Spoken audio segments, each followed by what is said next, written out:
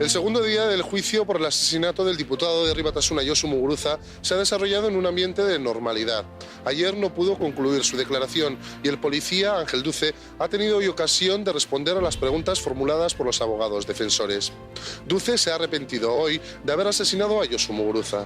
Ikusmin izugarria zegoen. Alkala hoteleko atentadoaren epaiketa zan, Josu Muguruza diputatu hautatua hil zuten atentatu horretan, etzen nola nahiko kasu bat. Hedabide guztiak zeuden, estatuko hedabide nagusienak, denak esango nuke, Kataluniatik etorretakoak denetik zegoen, eta are gehiago esate bateako niri atentzioa eman ziten nola benetan egunkariek bere kazetari, lehen mailako kazetariak eraman zituzten epaiketa horretara, ez? Epaiketa hori jarraitzera. Hori pixka bat komunikabideen aldetik, baina herritarren aldetik edo iritzi publikoaren aldetik ere ikusmina oso handia zan. Esan dizuten bezala, etzen nola nahiko atentatu bat, diputatu hautatu bat hil zuten, hori argitzeko epaiketa zen, eta akusatuen eserlekuan zeuden polizia bat, Ángel Duce, eta momentu hartan eskuin muturraren giroan edo eskuin muturreko talden artean oso ezaguna zen persona bat, Ricardo Sáenz de Inestrillas. Bere garaian eta hildako militar baten semia, eta gaina, bere aita ere militarra zenean, estatu kolpean ere parte hartu zuna. Orduan, egia esan giroa oso berotuta zegoen.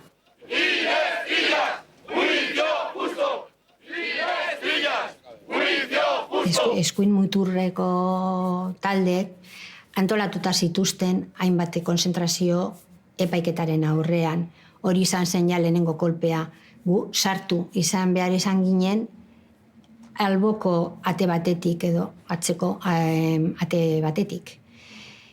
Horrek ja tentsioa areagotzen dizu eta bilakatzen zaitu azkenean zu zarela akusazioa egiten duzuna eta bilakatzen zaituztela akusatua. Sartu ginen berton, bertone pasilloan geundela, funtzionarioak esan zuen etorri neskok ona. Eta orduan, Elena sartu zuten gela batean eta ni beste batean. Ondoan, orduan sartu ginen eta bi ziren, bi funtzionario nirean, eta esan zidan prakak jaitsi. Eta prakak jaitsi nituen, eta orain kuleroak. Eta kuleroak endu nituen, eta orain jantzi. Eta atera ginen justu batera, biok elkar begiratu genuen, eta orduan konturatu ginen, zer zan hori. Mendekua eta gorrotoa gure kontra. Momentu horretan egin alzutena, argi dago Inestrillasen familikoak ez zituztela sartuko, ez atzeko ate batetik, eta ez zituztela biluztuko. Areto Auzitegi Nazionaleko epaiketa areto oso txikia zen, eta kazetarientzako ez zegoen areto berezirik orain dagoen bezala epaiketak eta jarraitu alizateko, ez da?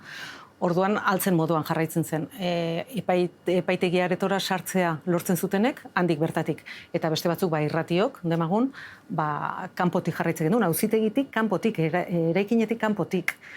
Kable baten bitartez seinale ateratzen zen, eta behin guatzen naiz, Genovakaleko banku batean eserita, gure grabadorarekin eta gure kaskoekin epaiketaren berri jarraitzen, ikusi zutenean Euskadi Irratia, logoa, hortxe hurbildu zitzaizkigula ez, ultra eskuindar batzuk, baina nire lankide batzuk ere babestu ninduten, eta berehala, ez zen ezer gertatu. Baina gertatu ziteken. Las declaraciones de los testigos han puesto en duda hoy también un dato que parecía probado antes del juicio, la participación de Inestrillas. En concreto, José Celda ha contradicho las declaraciones realizadas en agosto de 1990. Hoy no recordaba haber escuchado el nombre de Inestrillas en la conversación mantenida por Duce y Antonio López.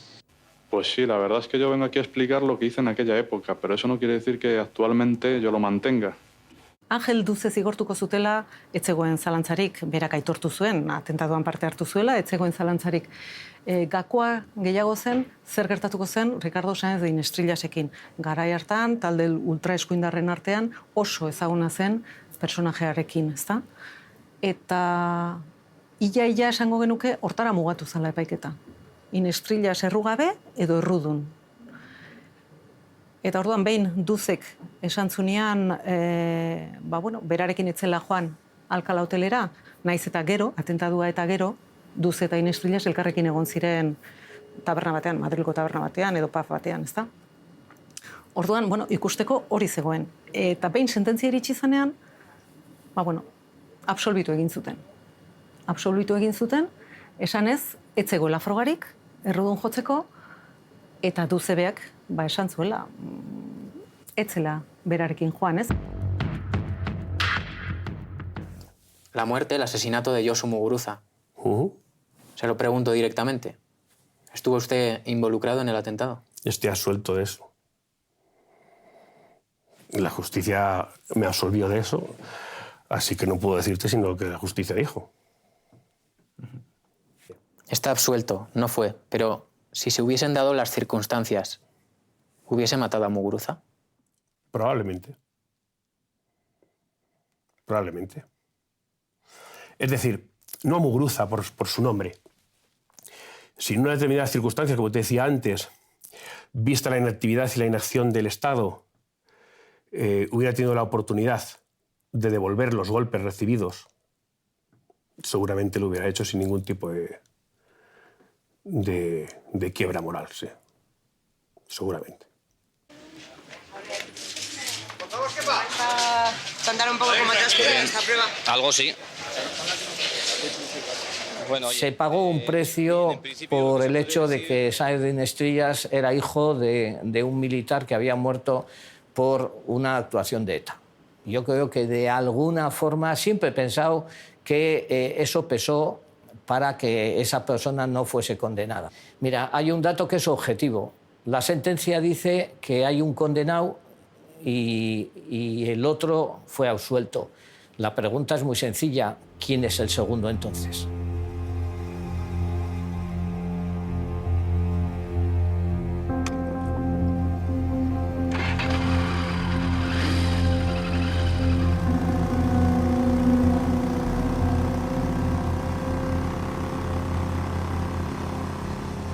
Los datos de la muerte de Duce fue algo que prácticamente se conocieron por algún medio de comunicación, fueron una explicación que se dio pues sin posibilidad en concreto ni ningún motivo para que nadie nos hubiésemos metido entonces a investigar la muerte de Duce. Es algo que sucedió tal y como lo contaron, un accidente de moto, y que le incineraron inmediatamente y se terminó ese asunto.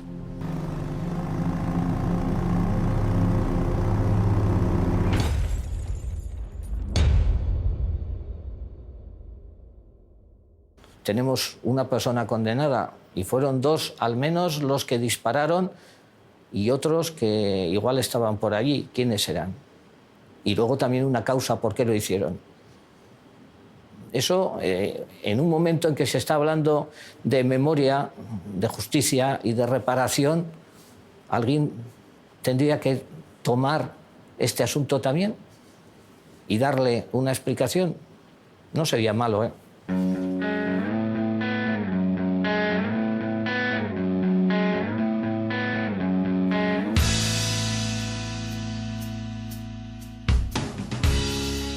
Ane, 31 urte, jada, eta urtero ona etortzen zarete. Bai. Sekula ez duzu kale egin. Ez, egia esan ez, 31 urtetan ez dugu kale egin. Omenaldia egitera. Hori da, bai. Non egiten duzue? Ez, han dagoen oroigarri monolito antzeko batean, eta han urtero elkartzen gara, egiten dugu lore eskaintza bat, dantzatu egiten zaio, eta normalean hitzartzea ere egiten dugu.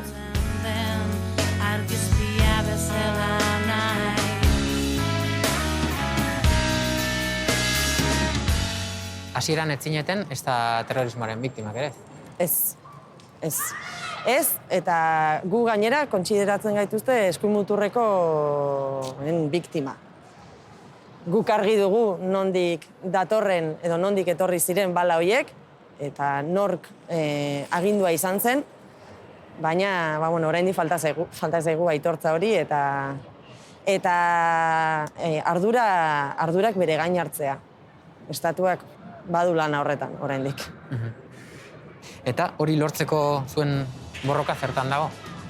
Zertan dago, gabiltza, bai herri eta instituzioetan martxan jartzen diren dinamika diferenteak babesten, legeak, aitortza legeak, herrietan egiten diren memoria ariketak, beste biktima batzuekin ere elkartu izan gara, baina bidea ez da erreza.